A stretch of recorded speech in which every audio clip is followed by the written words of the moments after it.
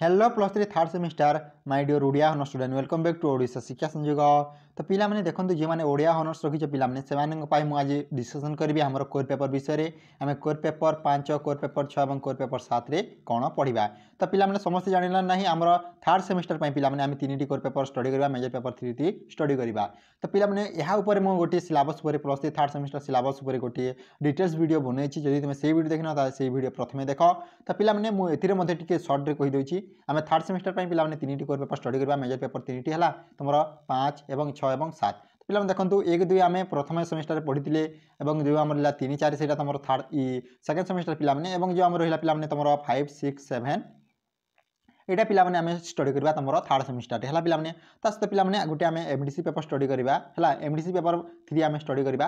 तो MDC paper 3 रे तमे कोन रखिछ कमेंट करो ताहार मु गोटे एक्स्ट्रा बुक सहित पिला माने ताहार जो हम सिलेबस टी डिस्कशन करबी। तास्त पिला माने देखंतु जो हमर रहिला माइनर 3 मध्ये आमे स्टडी करबा हला माइनर 3 एवं आउट रहिछ पिला माने तुमरो बीएससी वैल्यू एडेड कोर्स। तो पिला माने बीएससी 1 रे कोन पढितिले समस्त सोर अछि हमर जो डिजास्टर मैनेजमेंट रहितला जो हमर रहिला पिला माने सेटा आमे स्टडी करथिले। एवं आज आम देखा जे आम जो VSC 2 रे आम कौन स्टडी करवा यहाँ तुम थर्ड सेमिस्टर पे पे VSC 2 थर्ड सेमिस्टर पे है।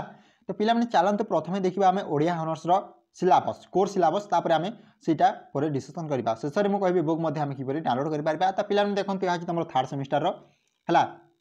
तो प्रथम अच्छी तुम कोर पेपर 5। तो देखो पंचम पत्र पेपर 5 बोली लिखाई पिलाने है। तो देखो यह अच्छी तुम थर्ड सेमिस्टर समस्त जान पिलाने। तो कोर पेपर 5 रे आम कौन पढ़ा देखी नि। तो कोर पेपर 5 रे पढ़ा पिलाने आम कौन देखु आधुनिक ओडिया साहित्यर इतिहास नवजागरण युग और सत्यवादी धारा विषय में स्टडी करवा। तो यह कोर पेपर 5 रो डिटेल्स है कौन पिलाने आधुनिक ओडिया साहित्यर इतिहास नवजागरण युग और सत्यवादी धारा।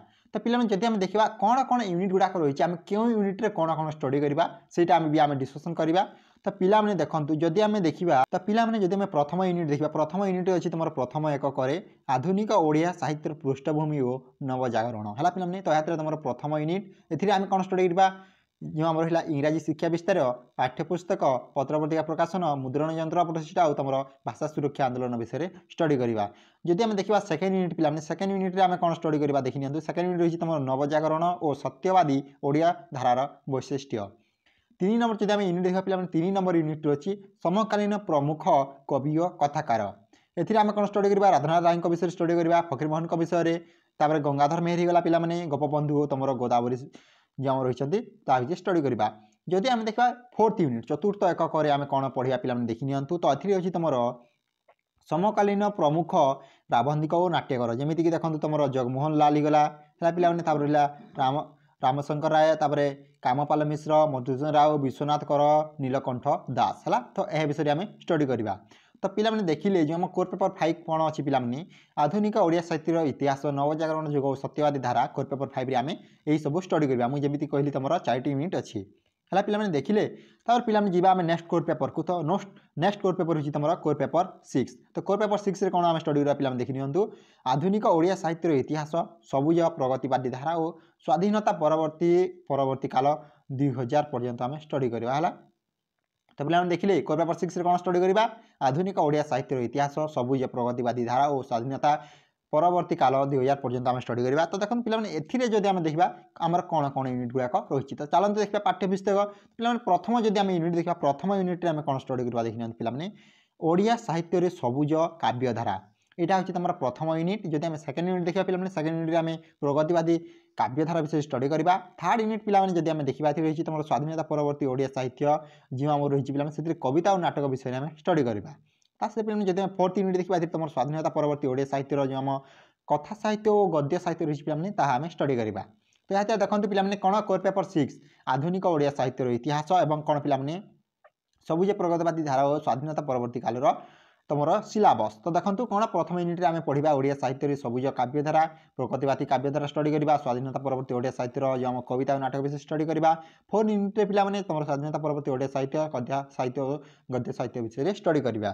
फास्ट पे जदि आम देखा आमर नेक्स्ट कोर पेपर हूँ तुम सप्तम कोर पेपर 7 मेजर पेपर 7। तो ये आम पढ़ा प्राचीन मध्ययुगीय ओडिया कविता है पिलाने। तो देखा जदि आम यही कोर पेपर आम कौन कौन स्टडी करवा। तो देखो पाठ्य विषय को जावा एटा देखो जदि आम देखा प्रथम यूनिट प्रथम एकक आम कौन स्टडी करवा पिलाने कौन देखो तुम प्रथम यूनिट पिलाने लुई पाद कौन पे लुई पाद जो तुम कातायरू चार्य आम स्टडी करवा जब आम देखा तापर रही तुम काह्नुपद आम कौन स्टडी करवा बाट ओगाल चार्य जो चर्या नंबर 7 विषय आम स्टडी करवा सहित पे जदि आम देखा सेकेंड यूनिट देखिए पे दुर्योधन रक्त नदी संतरण सारला दास को तुम जो आम महाभारत लिखिं विषय स्टडी करेंगे आर्तवल्लभ महांती संपादित है जब आम देखा भागवत आम स्टडी करवा जो तुम रही 24 गुरु प्रसंग जगन्नाथ दास है जब आम देखा थर्ड यूनिट थर्ड यूनिट आम कौन स्टडी करवा देखी पे थर्ड यूनिट तुम रसकल्लक जो तुम 34 छांद विषय स्टडी कर जो तुम अच्छा दीनकृष्ण दास तार पे जब आम देखा आउ गोटे कौन स्टडी करवा तुम रही कोटि ब्रह्मांड सुंदर जो तुम प्रथम छांद यहाँ लिखी तुम उपेन्द्र भंज तापर जब आम फोर्थ यूनिट देखा पे फोर्थ यूनिट आम कौन पढ़ा देखो तुम रही केशव कोइली जो तुम मार्कंड दास लिखिं समस्त जाच तापर रही तुम कला कलेबर 34 जो तुम भक्तचरण दास लिखिं किशोर चंद्रानंद चंपू है ये तुम मैंने घ गीता विषय स्टडी कर जो तुम कवि सूर्य बलदेव रथ लिखिं तो पे देखिले तुम कौन कोर पेपर समय कौन रही प्राचीन ओडिया साहित्यर इतिहास तो पे आउ थे देखा कोर पेपर टी आम मन रखा आम कौन कौन स्टडी करवा तो देखते रही तुम आधुनिक ओडिया साहित्यर इतिहास नवजागरण युग सत्यवादी धारा ऐसा तुम कोर पेपर 5 कोर पेपर जब आम 6 देखा तुम रही आधुनिक ओडिया साहित्यर इतिहास सबुज प्रगतिवादी धारा और स्वाधीनता परवर्तन काल 2000 पर्यंत आम स्टडी करवा सहित पे देखूँ तापर अच्छी तुम प्राचीन ओडिया प्राचीन और मध्ययुगीय ओडिया साहित्य तो पे देखिले यह तरह तुम कोर पेपर डिटेल्स है पे सहित पे एमडीसी 2 तुम एमडीसी 3 तुमने कौन रखीच कमेंट कर 3 पे है सहित पे जब आम देखा माइनर पेपर कौन रखीच से कमेंट कर तार सिलेबस मुझे एक्सट्रा